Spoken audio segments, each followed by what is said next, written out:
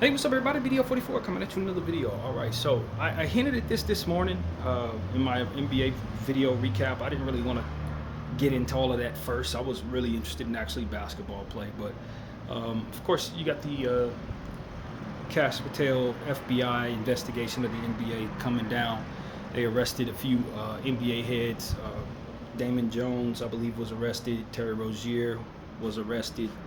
And Chauncey Billups, big shot, Chauncey, was arrested, and they are facing a lot of time.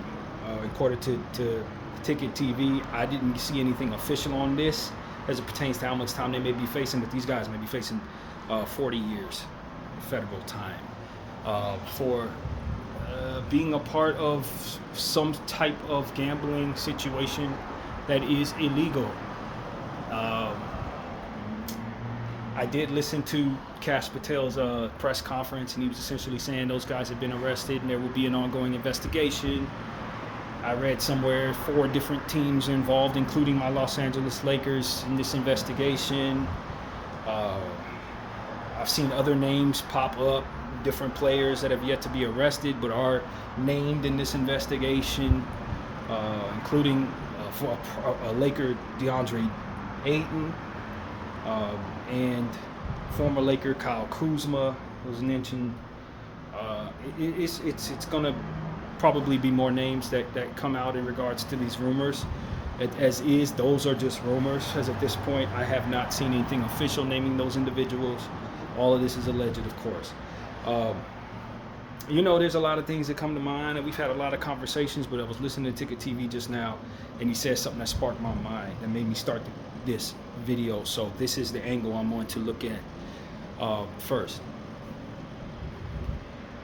First of all, it requires me to explain to you what it is he's been explaining, which is the Los Angeles Lakers allowed Damon Jones, and we remember seeing Damon Jones a lot next to LeBron James with the Cavs. I think he was with LeBron in Miami for a little bit, or in some capacity, I don't remember, but he's one of LeBron's closest friends. We allowed him onto the team plane just as a courtesy to LeBron James, so that he could help train Bron and just kind of part of the team accommodations to the king, is what has been alleged there.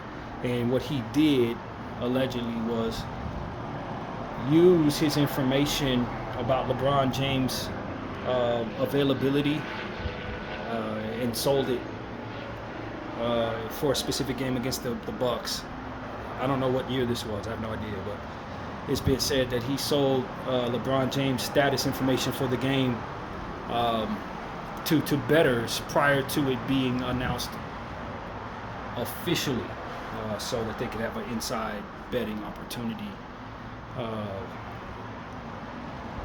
And with the angle that came to mind, and listening to Ticket TV, he was essentially saying something along the lines of, if the Lakers would have been doing what they were supposed to be doing and vetting these people out and not letting people get on the plane who didn't have official capacity, who didn't have official paperwork having them be employed with the Lakers, they wouldn't be in this situation, or this investigation wouldn't have this much power or whatever. He would essentially saying a lot of this wouldn't have been possible if the Lakers wouldn't have been doing that. And the first thing that came to mind for me immediately was, this is somebody's answered prayer. From this particular angle, somebody's very happy this happened, and I think that somebody's probably NBA owners who are tired of acquiescing to players who have leverage. That's what came to mind immediately. Like, somebody wanted the game to change as it pertains to, we don't want to have to keep on accommodating these players. We don't want to keep on having to be forced to, in order to keep this player, sign your brother, sign your son, let your homeboy ride on the plane, provide whatever these accommodations, extra out accommodations. If ever there was a blessing from God to come down upon the owners who are frustrated with this, it would be something like this. And understanding how powerful some of these owners are, how influential some of them are outside of the sport, I don't know if that ain't an angle to look at. I don't know if this ain't something else going on here. Based on different things that I've been paying attention to in the world, I don't believe much of anything I see right now as it pertains to somebody who's in power right now in America saying, I want this done. There are people behind them. And if you know who those people are, or if you know how those people operate, then you understand that a lot of what we're seeing is probably not represented by the mouths that are speaking up in regards to making things happen. Those who are supposed to be in charge, they ain't in charge. And the people behind them who are in charge, they probably have their own interests. And so this investigation,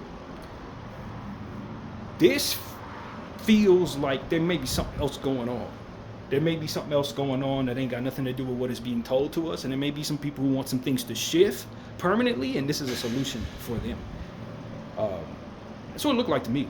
That's exactly what it looks like to me. And I told the NBA, when you let oil money in and you let Israel money in and you start doing all types of stuff where you let whales come in, yeah, they can move mountains with their power, man. And they can make things happen, and they can make things end immediately. And so if they want you out, I don't care how powerful you are, if they want you out, they probably know somebody who knows somebody who can get it done, and they probably have the resources from which to make it happen. And so this is another byproduct of what can go wrong when you let huge whales in the room to play cards with your buddies. They can change the whole building. You're sitting there playing cards, all of a sudden you got a construction team coming in. That's how much power a lot of these people have when you let big bucks in the room. And that's the problem with capitalism. It doesn't know how to cap off, ironically enough. It doesn't know how to cap off at a certain amount where it's safe to stop looking for more. Where you have everything you need and more. There is a space in terms of wisdom where you say, I've had enough of no matter what it is. No matter what it is. You drink too much water, you can get sick. You know, you have too much exercise, you can wear yourself all the way out. You know, everything that's good, even the stuff that's most good for you, if you do too much of it or have too much of it, it can become too much. And when it comes to money, there is no wisdom that aligns with that truth as it pertains to our practices in capitalism. We don't put a cap on our capitalism. We just keep more is the motive, regardless of where too much is too much. Until you start learning lessons. Until you start learning lessons that teach you directly in that area where you should say, okay, now this is why I don't take too much. This is why I don't sell all the way out, no matter what it is. I don't sell all the way out, because once I start to go after certain things, then bad things come into my life. And I just think that this is the NBA. Potentially, this is the NBA learning the lesson, the consequences of letting certain people in the room, letting certain people sit down who maybe just might be a little too rich to play. And so that's what came to mind for me at first. I know that's not what anybody else is talking about. There are obviously a million different things to talk about when it comes to this game, but I'm skipping past all of what it is that's being told to us, and I'm looking at what I understand is corruption everywhere, literally everywhere. And then I understand who's like some of these owners are, and it's like, yo, you look at the wrong people in the room, and a lot of stuff you don't like could potentially be coming because of that. And if you don't put a cap on your greed, you're going to welcome in all the muck that comes with wanting all the money. I think of an analogy, like if I want every dollar that ever exists, there's been dollars that have went down the toilet, there's been dollars that people wipe themselves with, there's been dollars that people sneeze on, there's been dollars that's blood all over. I don't need all the money because some of the money's dirty. Figuratively and literally. Some dollars you don't need, bro. I keep thinking about the meme that I've seen where you see a wad of money with a pile of feces on top of it. Would you take that money? It's probably not in my best interest to take that money. Do I need that money? Yeah, depending on my circumstance, I might need that money. I can do good with that money. But that money's dirty. And it's probably not best to touch. Probably get sick. You probably end up spending all that money on trying to make yourself well if you pick that money up. You don't keep the money anyway. You just go through the hell that comes with being sick. All I'm saying is this is the problem with being greedy to whatever degree as it pertains to letting people in the room just because they have enough money. And you're trying to make yourself wealthy to beyond understanding and trying to get all the money in the world, you're going to end up touching money that you probably shouldn't touch. You're going to end up putting your hands in all different types of stuff that can potentially have you losing your hand just so you can grab the damn money. It's just not in the grand scheme of things, the discomfort you're gonna come with is not gonna be made up in the triumph of the money in a lot of cases.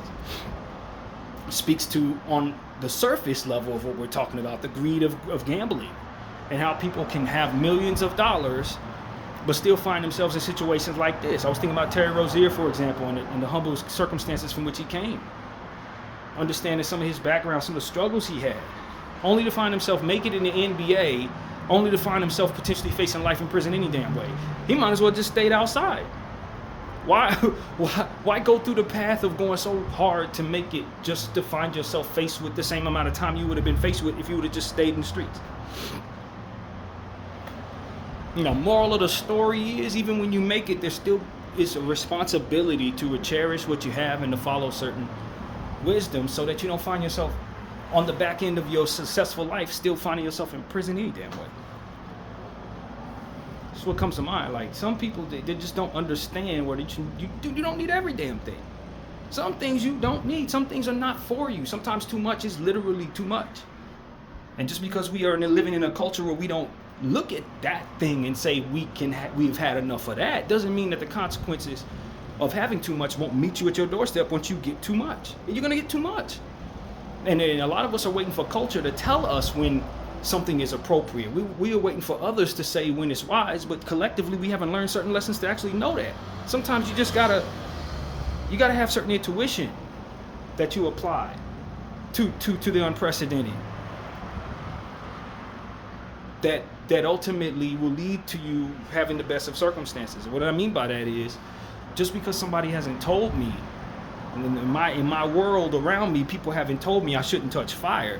If I know that fire burns everything it touches, then chances are it's in my best interest not to touch fire. Now, I can watch everybody around me neglect to tell me that fire is gonna burn everything, but the understanding that it burns everything means it'll burn me too. That's what I mean by that. You gotta apply that wisdom to the unprecedented. Unprecedented in the sense that nobody around you is making it cool not to touch fire. That's what I mean by that. But just the same, you understand what fire does, and you know not to touch it. And at some point in time, we're gonna understand that this capitalism stuff doesn't work. Why? Because nobody puts a cap on it. And too much of anything is bad. Bad. Too much of anything is bad.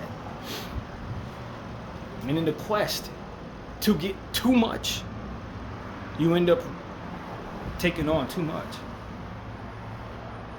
That's what it is. And so as I look at the NBA, I just see a bunch of people who made a lot of mistakes.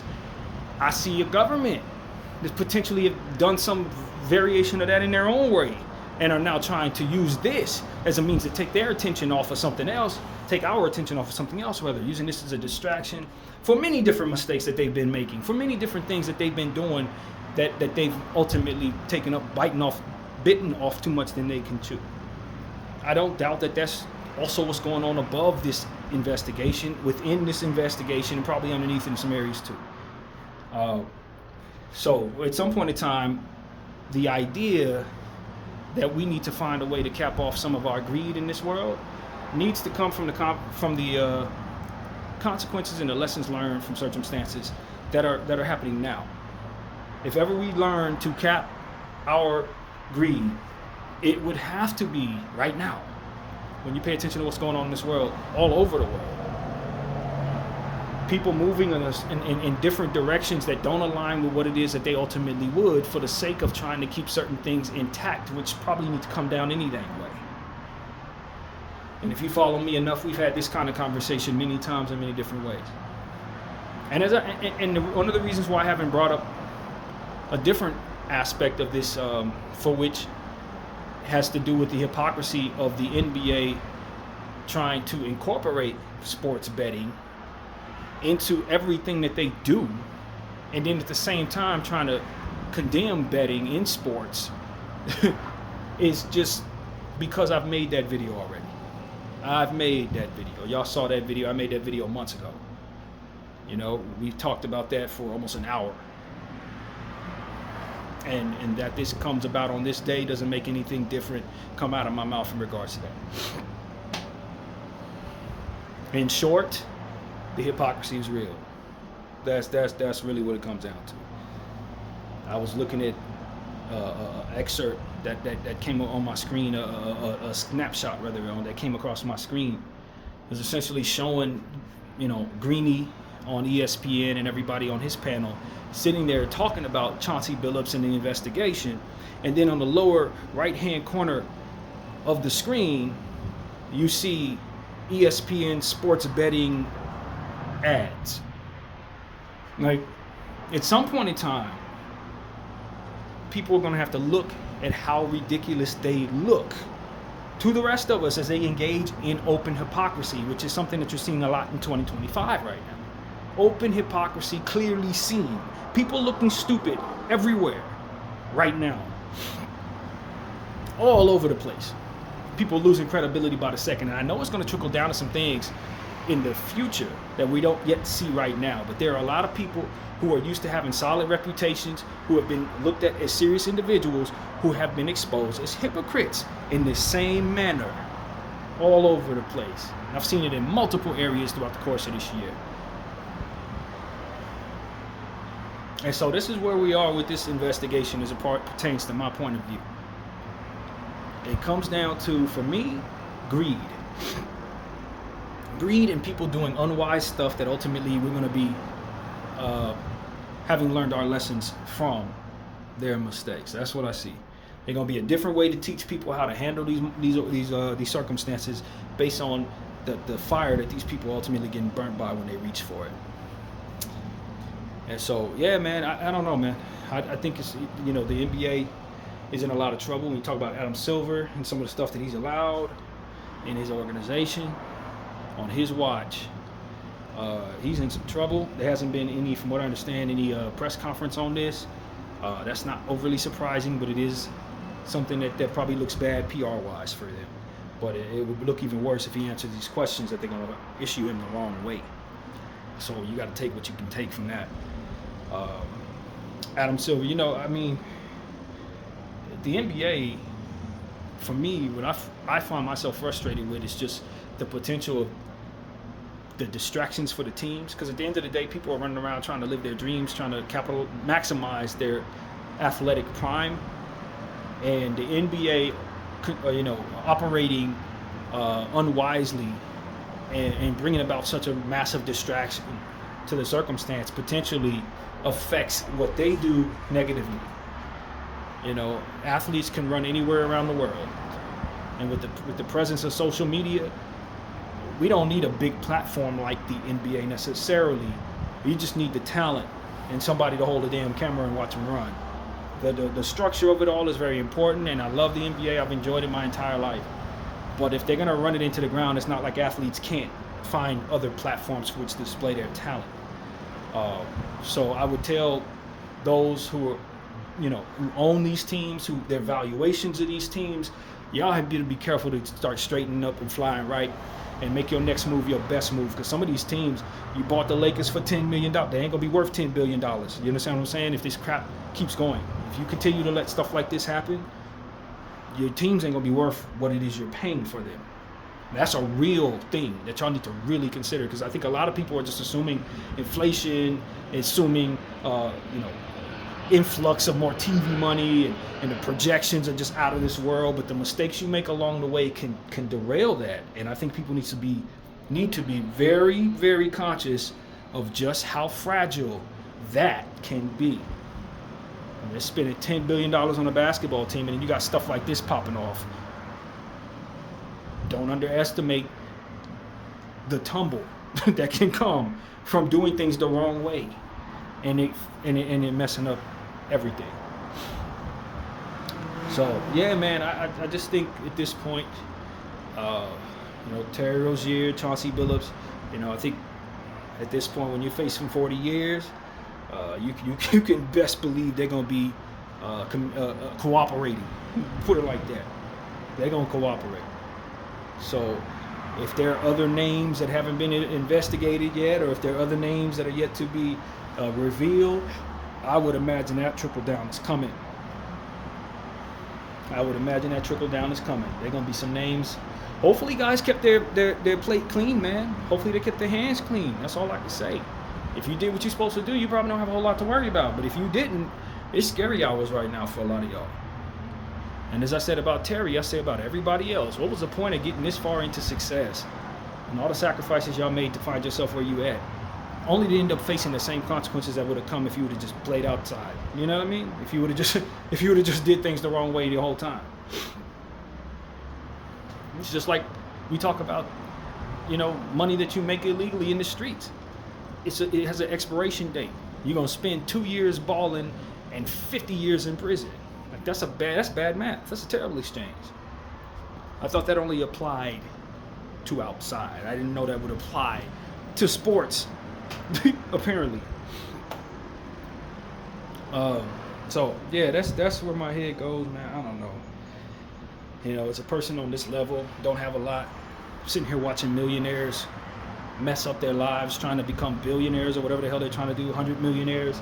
I just shake my head and look at the greed and just say, I don't know why this would be a thing. Now, some people find themselves in financial binds. They get involved with people who they owe, and then suddenly it requires them to make money fast. If that's what's going on here, then that's a little different, but it still boils down to choices that we make in our lives and the people we allow around us, and all of that. So people just gotta learn them lessons too. Protect your wealth. Protect your wealth. Protect your status. Don't allow just any old body around you. Don't just allow every old body on the plane. Don't, that type of stuff. You got to be really careful, man. It's a tricky world out here, and there are a lot of people out here willing to take certain chances that you may not be willing to take, and they're very much morally willing to let you go down with them in their schemes. So that's why you got to be very careful to vet people out of your life that read off as it pertains to bad energy. That the energy doesn't read properly. You get them people out your life. No matter how much leverage they may have in your life, you should be trying to find an exit strategy to get them away from you, because you don't want to go down with them. You do not want to go down with them. And if you can't read that energy properly, you can't heed those signs, and you're going down with them, because they're going to drag you down with them. So that's wisdom, man. I don't know, man. The NBA, this betting thing, at the end of the day, these people want to walk that fine line of hypocrisy. We want to promote betting to all the fans, but we don't want the players to be a part of betting. But it's like, I don't know why you think players are not human beings like the rest of us. They're all consumers. They're all raised in the same capitalistic society where we never put a cap on our greed. So why the hell would you think people inside your organization who stand not to benefit much from doing things the up and up way to do so, while you continue to promote what it is that you won't allow them to do to your fans? It's not smart. It's not smart, because they're the ones that can stand to benefit greatly. They're the ones whose odds are significantly better to succeed. And when it comes to gambling, the house has always got the best odds. So you're telling me, as the house, being in your position, you don't see where someone else would also want great odds? That's the part about gambling I never understood. How many of them are so confused at how many people that work for them and how many people that are underneath their umbrella would be willing to do things that are morally foggy, so to speak, when they in fact are doing something that is clearly, if you understand how it's structured, morally foggy. As I tell y'all, you let the devil in the room, don't be surprised when he lights everything on fire. Don't be surprised. Y'all want to sit down and toy with the devil's game, you're going to end up losing his way. And that's why I don't bet. Y'all ain't never heard me talking about betting. I have mentioned, you might not want to bet on this player, you might not want to bet on that player. That's about as far as I take it. And I like getting money, but there's a spiral that comes from that. I'm a firm believer that if you see that there's an AA meeting for something, chances are you shouldn't try it for the first time. And that's not something that we have in our culture, but that is wisdom. If you know that people can be addicted to something, chances are you shouldn't try it for the first time.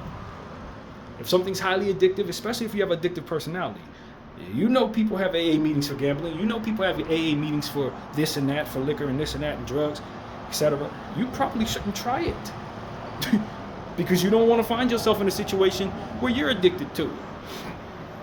And that's my wisdom about gambling. I'm cool, man. There are other millions of different ways to make money. I do not need to go towards something that's going to continue to tempt me to try more. People giving away fortunes because of a gambling habit. You should have never tried it. You should have never followed those other people down that path, because at the end of the day, you can lose it all, man. You can lose it all. You can find yourself in a negative and then doing it all, trying to make up for it. And that's what ends up happening to a lot of people. A lot. I owe them people such and such. Now I'm in their pocket. Now I'm doing all types of stuff that's unwise because I owe them. And I can't afford to pay them. I owe them, and they told me instead of paying them, now I do this. So I'm doing this. The world right now, 2025, is made up of a bunch of that crap backing up probably 50 years. I owe them a favor. Now everybody's politicking a certain way. We politic a certain way. That dude did something, I didn't see it. Somebody else did that same thing, I'm outraged. That's where that stems from. A bunch of this backed up with a bunch of people who've been doing this for too long. This is why you don't let gambling into your situation, because it opens the door for literally all of that. All of the possibilities of things going wrong. I try to explain to my sister something in that same regard, why you don't allow certain things to be possible, because it's the things that you don't know are coming that ultimately are most regrettable, that come from the things that you're willing to do. But what's the worst that can happen? When you find the answer to that question, you realize why you shouldn't do what you did.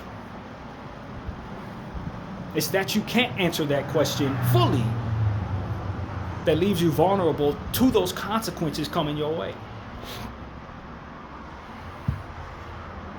I want to do something mischievous. No, the older you get and the more wise you get, the more people you watch make mistakes, the more you understand why that little sheepish mischievousness will always get in your way. It will always bring about the conflicts that are unnecessary in your life, stresses that are unnecessary in your life, overcomings that didn't even have to be, things that you gotta dig deep and the strongest parts of yourself to find ways to get out of. You don't want to have to do that. You don't want to have to find yourself in that space. Some people hate their lives so much, but they end up doing things that make their lives worse.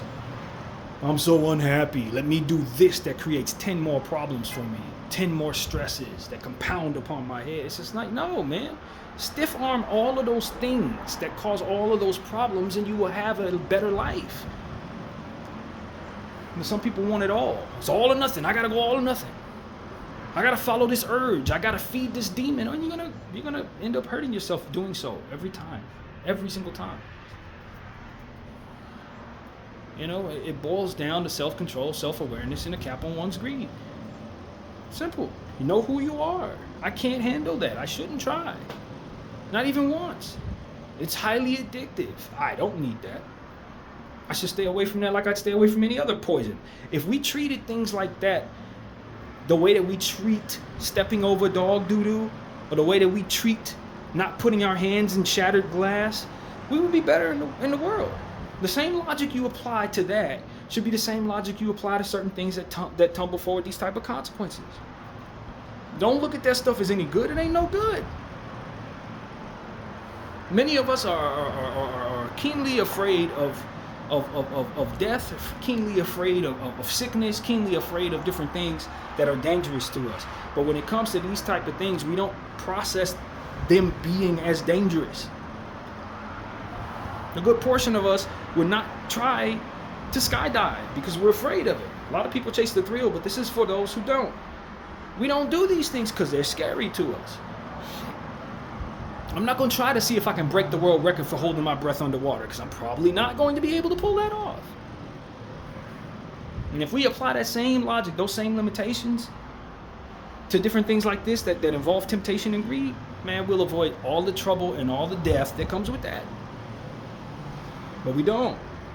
And in this particular country, our propaganda has not taught us how to look at things that way. If anything, it's taught us the opposite. Take on this consequence. Look at this hypocrisy we're engaging in. They can't do it, but you can. Go ahead and try it. Like we're a bunch of devils trying to, hand Eve the apple to give to Adam type stuff. It's like at some point in time, we got to realize that's the spirit of what it is we're looking at here. The temptation of it all. The ad culture. See, you want this. We're going to keep giving you this ad every 6 minutes. Every time the commercial comes around, we're giving you the same commercial because we really want you to taste this. But if you take that, it's going to take your money and it's going to likely give you something that makes you worse, or create a divine addiction for it that you can't overcome with nothing else other than some type of outer worldly faith. You know what I mean? At some point in time, we just got to understand, they call this an evil world for a reason. And all your major religions, and they tell you stay away from certain things. The analogy of Adam and Eve, there's a reason. There's an absolute reason for that. And every single generation has trillions of examples. Every generation has a million examples of why they should have just listened to the wisdom in the book. It tells them, stay away from that. Don't mess with that. Stay away from that. Don't do this. We always think about how it's putting a cap on our possibilities of our happiness. We always look at those type of things as preachy. We always look at those type of things as, trying to hold us back from our truest happiness and all that. But that is not what comes from some of the things that you do that you've been told not to do. Sin, so to speak, those things are supposed to be protecting you from the consequences. Those commandments, so to speak, or however it goes in your religion, those are supposed to keep you from the consequences. It ain't meant to just hold you back and keep you in line and make you humble before something greater than all of that. That's not the only purpose. The bigger purpose is to save you from yourself. And that we don't teach each other that in our daily lives enough. We take that into our various sectors and we betray it, and then we end up with these type of consequences. Somebody has to say no to my own greed. We got to say no to our own greed. We got to say no to our own, that monster inside of us that wants us to feed every single need. You don't need to feed every need. Some things you don't need. As I often tell you guys about, man, I often ask in prayer to be of better wants, so that the wants that I have align with the consequences that I would ultimately best welcome. And we talk about that at least once a year. To be of better wants. When, as a Western world, are we going to start incorporating that into our everyday practices in life? Don't get out of bed and just say, I'm going to go after what I want. Get out of bed and ask yourself if what you want is what you actually want. Because some of the wants that you have betray you. Some of the things that you think you want are no good for you. You just don't know it yet. And so if you trust your urges about everything you want and go after everything you want, eventually you're going to get what comes with everything you want. Which, as you live, and as everyone else has lived in life, they found not everything they want came with everything good. Ask anybody, any human being, if they ever wanted something that was not good for them and found out about it after getting it. I guarantee you 9 out of 10 people are going to say yes and give you an example. But they still inherently trust every want, they don't question their wants ever. Some of them people had this happen to them 3 and 4 times and still get out of bed saying, I'm going after what I want no matter what. How about acting like you've learned this lesson? And questioning damn wants.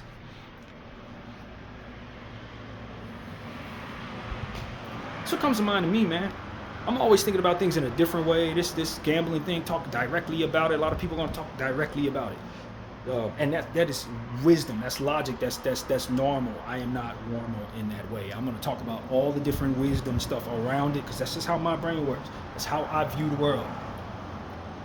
And I think it's the simplest way to view a lot of these very complicated situations. I don't think things are as difficult as we make them with our politics and our structures and our traditions. No, things aren't as simple as maybe I make them seem, but somewhere in between, you'll probably find some simplicity and some complexity to all of these different things, I believe. You'll probably find some balance in there. And at the end of the day, it's about self-control, man. Self-control above mostly everything else in this situation. Can you control yourself? Can you question your wants? Can you see the forest for the trees? Are you just going after whatever you're addicted to, whatever you want? Are you welcoming addiction? Are you welcoming bad consequences. These are things that we need to be asking ourselves instead of let me find a way to get what I want. Should I go after that? Is that what I want? Does it come with good things? And if the answer is I'm not sure, then you should question that want. You should question that want. And don't, it's difficult, but a lot of times people think they have these answers and they don't. I know exactly what comes with what. That's what my sister said when we were having conversations. I know what comes with. No, you don't. Do you see this angle? Oh, no, I didn't think about that. No, you didn't. But that's exactly what's coming when you do this. Oh, damn. Oh, yeah, oh, damn. That's exactly what you're going to say when it happens. But if you do things the right way, you don't let in the things that you don't see could be possible, that you're going to deeply regret. This is what I was saying earlier in the video. And that's the wisdom that we need to be teaching all of our children. And these are the consequences. These are the lessons that we're going to be learning that are going to inspire us to teach these lessons. And when it comes to gambling, family, it's a demon there. An addictive demon that's meant to take all of your funds away, all your hard work, everything that you've put in to get your life right. You can lose it all just by going down that path, man. So even though everybody's trying to teach you how to do so or want to benefit from you doing so or want to sign up with the company and they become a talking head for the company and dance around for it, all of that, I'm telling you, it's all just some variation of taking the apple from the serpent and handing it to Adam. That's what people are doing. They don't see it that way because culture's taught them how to capitalize. But the reality is, from a spiritual perspective, they're just doing some variation of that same damn thing. Bdf 44. I thank y'all for watching. Bye.